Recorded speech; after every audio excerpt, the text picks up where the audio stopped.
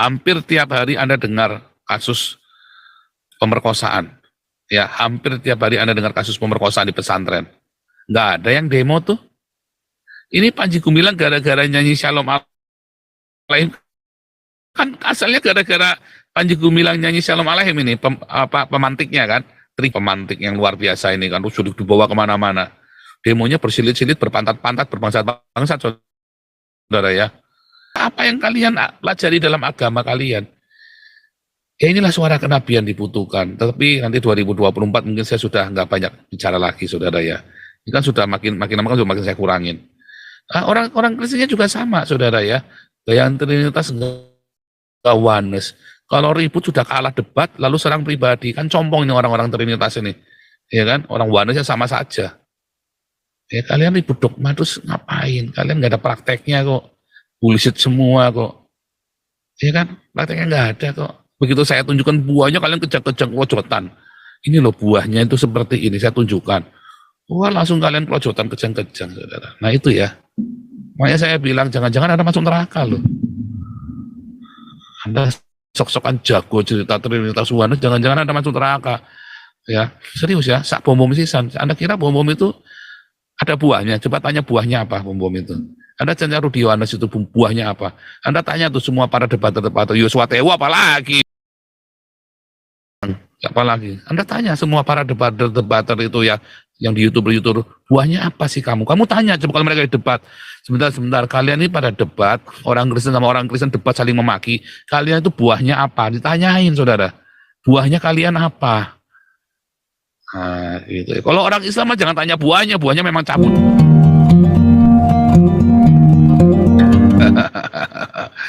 Ini 1,2 viewer ya, bukan 1,1, 1,2 ya, bukan 1000, 1,2 live viewernya ya, saudara ya.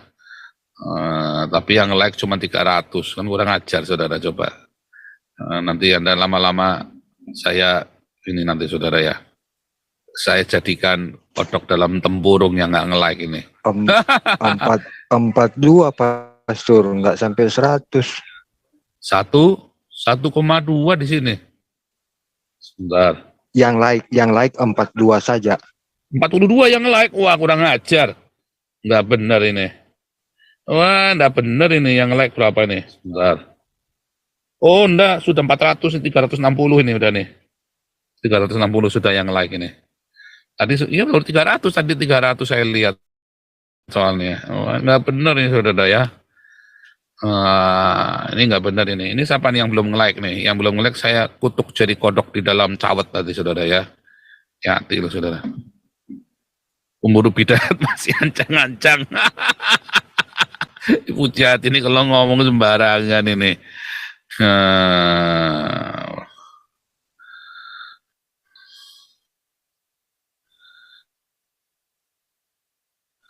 308 407 ya? Iya, AKP udah 407 yang like ya. Coba bentar.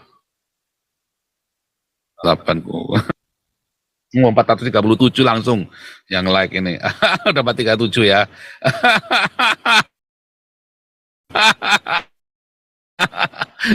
Pada takut jadi kodok dalam cawet. Oke, lanjut lagi ya. Terima kasih yang like ya. Bukan untuk jadi monyet, kita kan oke.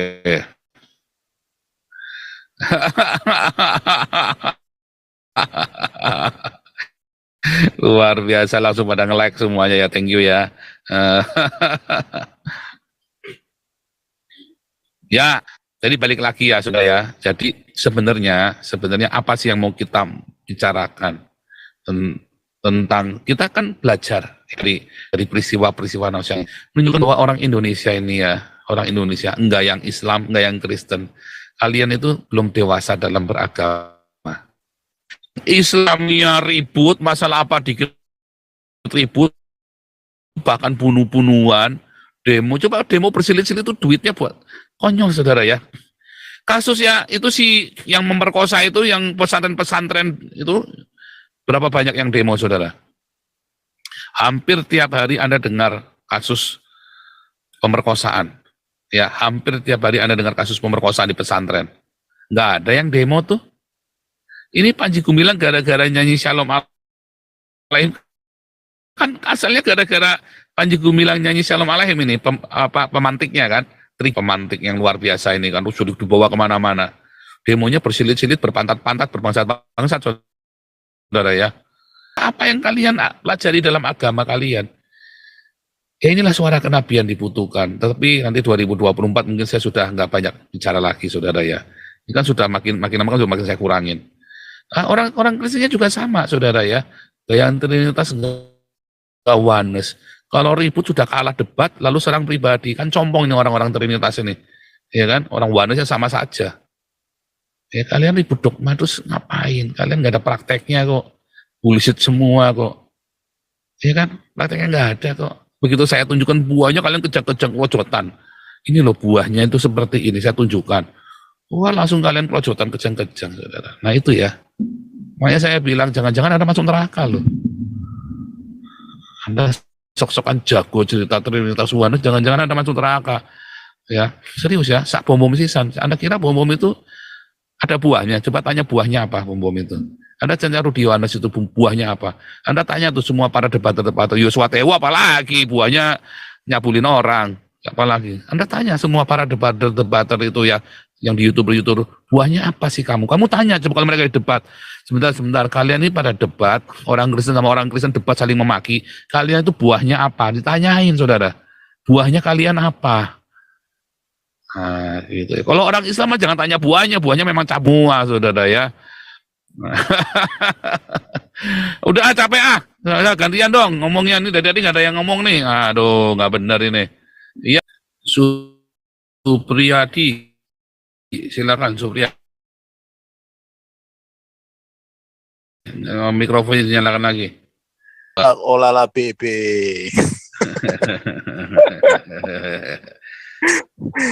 Kalau udah lama gak denger itu.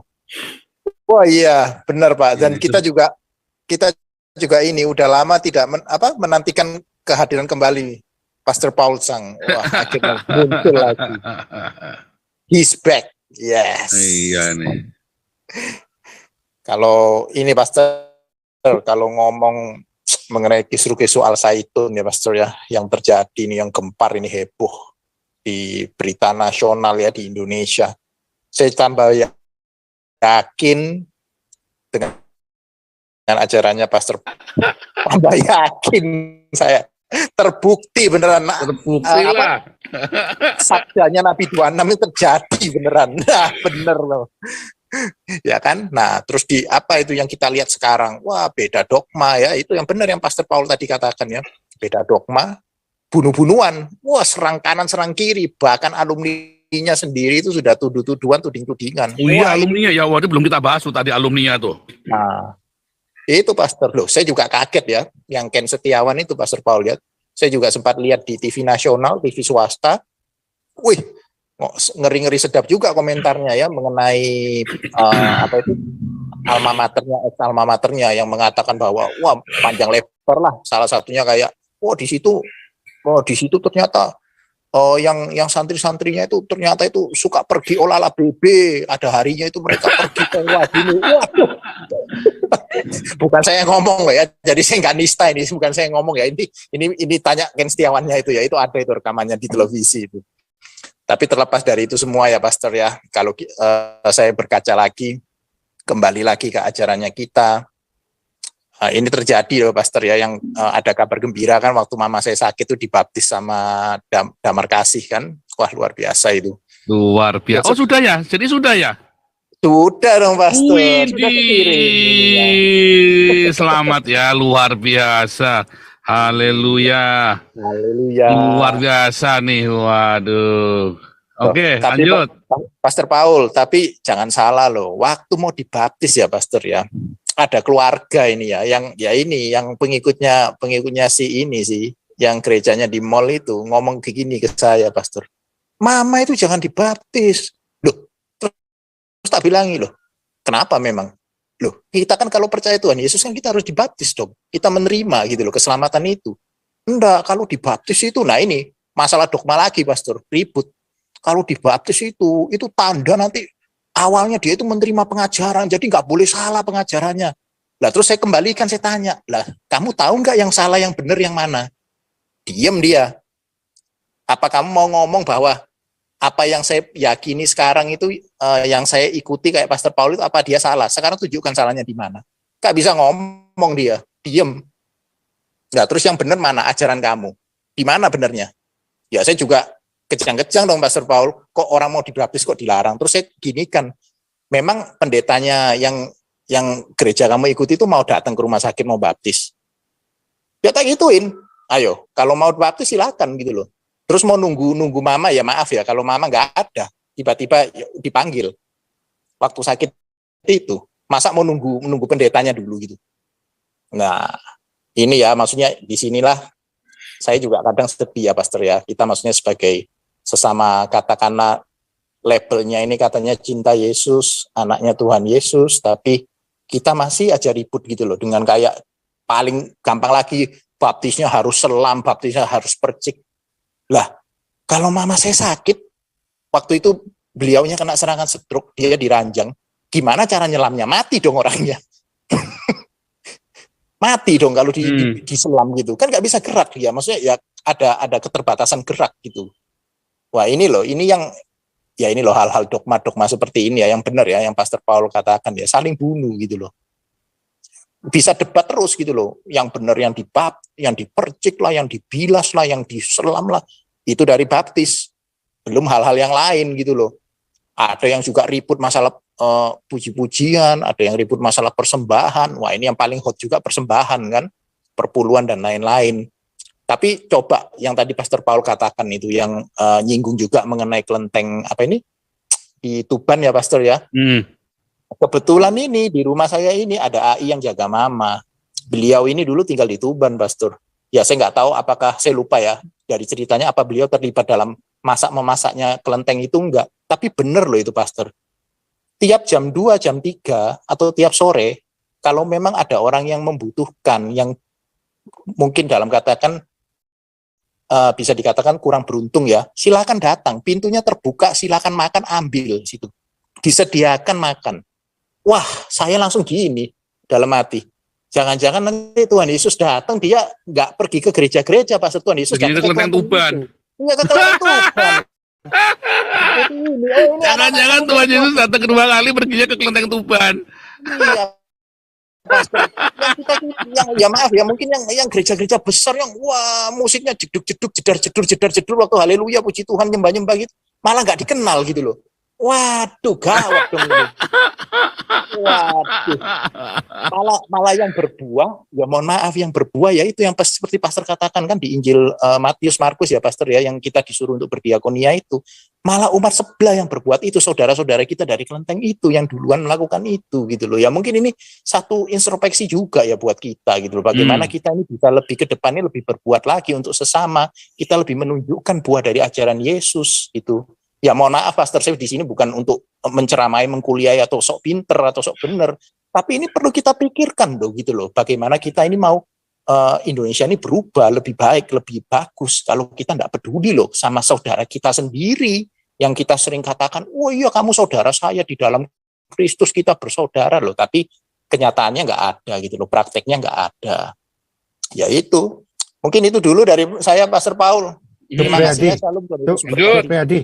Kalau yang Tuban itu saya tahu kan apa enciknya mama saya kan tinggal di Tuban, saya sering ke sono. Ya. Itu makanan tuh 24 jam loh dapurnya buka. Oh 24 jam Pak? Iya. Wah kita kalah Pak, dulu. Gila Pak. Wah Damaris kalah orang nih. Tiap kali datang minta makan, mereka ada makan tersedia. Nah kedua, Supredi kamu kan di Surabaya. Itu ya, telepon tuh si siapa GBI Rock, terus Betani itu telepon, buka dapur umum tiap hari Sabtu, seminggu sekali aja deh. Itu pengurusnya Mawar Sarun udah tak datangi Pak, tak suruh buka dapur umum Pak. Iya seminggu sekali aja deh, jangan banyak-banyak. Kita volunteer, ibu-ibu ada yang motong daging, ada yang masak, ini rame-rame buka dapur. Mau nggak mereka? Iya betul. Setuju Pak Andi USA. Iya kan Surabaya ini, mulai sehari aja deh, seminggu sehari sekali, cuma Sabtu, masa nggak mau sih? Yang di Tuban itu sehari masak itu katanya dia beras kata mihun apa itu habis 25 kilo loh katanya itu. Wih, katanya percaya itu katanya gede sekali, pinggir laut lagi. pemandangannya bagus, pinggir laut, persis, bagus tuh. Nah, jadi seperti saya kan bilang kemarin, umpama mereka bisa buka dapur. Nanti kalau 24 tahun depan ada rame-rame, gereja aman nggak? Pasti aman. Kalau dia buka dapur, ya kan? Ya itu benefitnya. Setuju. Ya itu, Sorry saya nyelonong. Thank you Pak Andi. Ini ada yang bagus nih ngomong nih. Iya, tiap gereja mesti punya dapur umum. Iya. Kalau Anda ngaku-ngaku, ini saya spotlight nih. Wah, ini penting nih ya. Ini ya, nanti habis ini Pak Ketua ya. Ini saya spotlight. Saudara, kalau Anda mengaku gereja, maka Anda harus punya dapur umum. Kalau Anda mengaku gereja pengikut Yesus, tapi Anda tidak punya dapur umum kasih makan, Anda itu bukan gereja pengikut Yesus. Anda itu paguyuban orang Kristen yang cuman kumpul-kumpul haleluya, haleluya. Tetapi nggak ada gunanya sama sekali bagi sesama. Gereja, sekecil apapun gereja itu, harus punya dapur umum, memberi makan sesama. Karena itu perintah Tuhan Yesus tertulis dengan jelas di Alkitab. Matius 25. Dan kata memberi makan itu dari zamannya Torah pertama kali kepada Musa, sampai ke zamannya para rasul, selalu bahkan di Galatia, ditulis Galatia 2 juga ditulis lagi. Hanya jangan lupakan orang-orang miskin. Wah ini mah pendeta lomba-lomba bikin gedung-gedung yang besar-besar. Ya, lupakan orang miskin. Yang penting kantongnya dia tebel, parlente. Coba setelan parlentenya dia dibagi-bagikan ke orang miskin. Berapa banyak? Ya. Saudara ajari anak Anda mulai. Anak saya, si Isli kan mulai kerja ya, saudara ya. Mulai kerja magang gitu ya. Bukan magang ya, dia main musik dapat uang, satu kali dia. Terus dia sisihkan uang itu ya sebagian untuk dikirim ya, untuk ke Damaris. Terus dia bertanya, wah, aku bisa ini bisa kasih makan berapa orang nih? Kalau kita hitung sekian puluh orang kan. Wah, soalnya apa? Kita tuh pernah nyaris nggak makan, saudara ya. Waktu kita lagi dalam pemulihan, kita habis-habisan di titik bawah. Kita tuh setahun ya, kita cuma makan nasinya itu cuma makan sama sayur saja, saudara. Karena anak pinter masak itu ya, cuma nasi sayur, tahu tempe. Ya setahun itu bayangin, saudara. Bayangin, terus anak saya tiba-tiba bisa diakonia, nasi ayam, saudara, tiap malam. Walaupun cuma untuk beberapa orang saja. Tetapi rasanya tahu seperti apa anak saya, saudara. Dia tahu rasanya. Hampir nggak bisa makan seperti apa. Tiap malam dia lihat orang tuanya bergumul, berjuang. Lalu dia tiba-tiba dari penghasilannya dia, yang masih sebetulnya kecil di Belanda ini belum seberapa, tapi kan buat Indonesia besar. Bisa dikirim ke sana, saudara. Tiap malam itu kamu kasih sekian tuh Wah, dia terpana, saudara ya. Nggak banyak, tapi lumayan, bisa beberapa orang ya, berapa gitu, saudara ya. Luar biasa ya, saudara ya. Seharusnya gereja sekecil apapun, ya sekecil apapun gereja itu, saudara, harus belajar kasih makan orang. Percaya saya, gerejamu akan diberkati, pendeta yang akan diberkati, jemaatnya juga akan diberkati. Percaya saya. Anda soalnya lebih percaya sama teologi kemakmuran sih. Ya, geblek saya juga nggak ngerti. Ya, Pak Ketua lanjut. Salam Pastor, salam semuanya. Ini Pak percakapan Ketua yang nih, berbiasa malam Pak hari Ketua ini. ada bersabda, harus di spotlight nih sebentar.